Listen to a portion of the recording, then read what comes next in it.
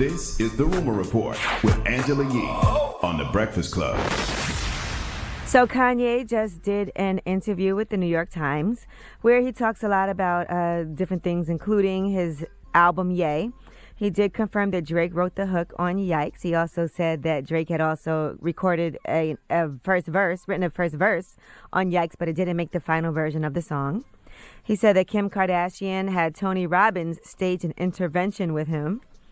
And I guess after all of his issues and his problems with self-confidence and being really medicated, Kim felt like, what can I do? Kanye also said he had none of the lyrics written to Ye 8 days before the album came out. After that controversial interview that he did on TMZ, he decided to scrap the entire original project's direction and record 7 new tracks with only 8 days to do that. He also says an artist should be irresponsible in the way of a 3-year-old. He said artists should not be critiqued harshly with every lyric dissected like it's a sacred religious document. He thinks that creatives should be allowed the benefit of the doubt. He said we need to be able to be in situations where you can be irresponsible. That's one of the great privileges of an artist. I mean, they are, though, right? I mean, when you look at a lot of artists throughout time, regardless of what genre of music it is, they say things that other people don't say.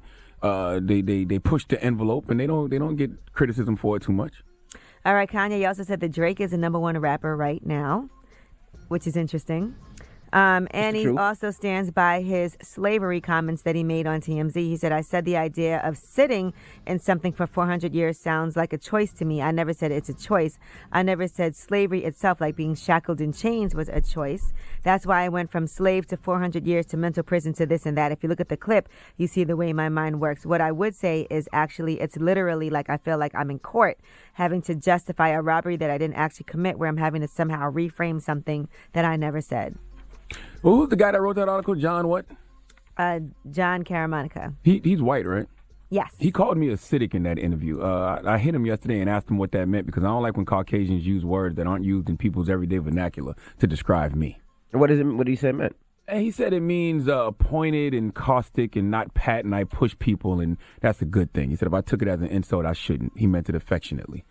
Whatever that means. So for this whole article, that's all what you I got took out of from it. it. That's all you got out of it. By the way, I mean, I sat with Kanye for an hour and 40 minutes, so there was nothing in that article that I learned new. I knew all of that information already. So, I mean, okay, it was a good article, but yeah. Yeah, but I guess there were things that happened after your interview, like the whole situation with TMZ, and, you know, the album did come out after that. He was in Wyoming, and I guess he stayed there afterwards. So it definitely was other things, I guess, that went down. They didn't really talk about the album in that interview either, though.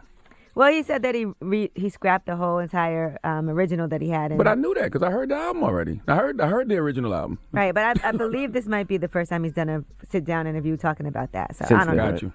All right, now let's discuss the Academy.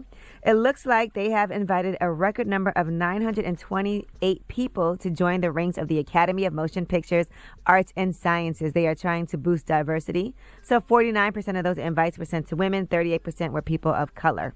So some people that they're inviting to join the exclusive Academy: Dave Chappelle, Taye Diggs, Jada Pinkett Smith, Audra McDonald, Mindy Kaling, Tiffany Haddish, Amy Schumer, Hannibal Buress, a lot of different people, Sarah Silverman. All those people now have been invited to try to have some type of diversity. I'm not mad at that because you can't complain about the party from the outside. You got to have a seat at the table. You know, if you have a seat at the table, then you can evoke some type of change. Right. I don't have a problem with that at all. Jim Jones was on with Angie Martinez, and he talked about a variety of different things. You know, recently he did get arrested, and that was because they said there were drugs and guns, and I guess all kinds of issues. We were like, what's going on with Jimmy? Well, here's what he had to say on Angie.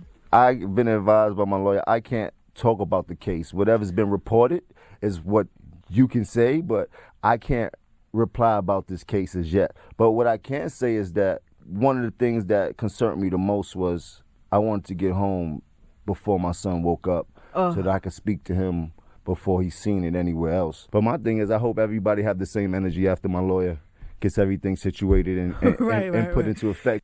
Now, he also talked about his back and forth with 50 Cent because sometimes we don't know if it's for real or they're just joking with each other. Here's what he said. I'm going to get you though back, Curly. I'm going to get you back, Curly. I got one for you. I got one in my sleeve. I've been tucking. I was going to sting you when you did that, but I said I got to do a few things before. Oh, you have something in the sleeve? Yeah. You have a Pusha T in there? What do you got in man. What do you got, a push in your sleeve? You know I got something for him. I always got to come back swinging on him because he always just jabbing. But now, shouts to 50, man. I appreciate the camaraderie, man. I mean, we both got cancers and we got a cancer spirit, and we ain't got too many people to play with in this industry. And somebody You don't like mind that. it. You engage. Yeah, You don't like it. I love a good joke. That's very true, because when two cancers are going back and forth, it looks harsher than it really is. It does. Now, would you like to see the two of them box? Here's what Jim Jones had to say about that. He can shoot the fair one, man. Why don't somebody get in the ring and shoot the fair one, man? That's what you want them to do, box? Yeah, somebody shoot the fair one. Like 50, let's shoot the fair one for some money and let's show these dudes how to do it, man. Yo, that would be a double. Let's set it up, bro. Listen, two fights. Get Mayweather. He just got $3 trillion, right? Something like that. Tell Mayweather throw us some money, man. 4 or 5 million a piece, man. I'll shoot the fair one with you quick, fast. You heard? I see where you're going with I think that'd be great. Let's do something different for the rap game. Yeah, I'd rather see them fight in the ring and make some money off it than fight in the street just for us to get some laughs and they get some views online. Yeah, let them get some money for it. All right, well, I'm Angela Yee, and that is your Rumor Report. The Breakfast Club. Every weekday morning. Tune in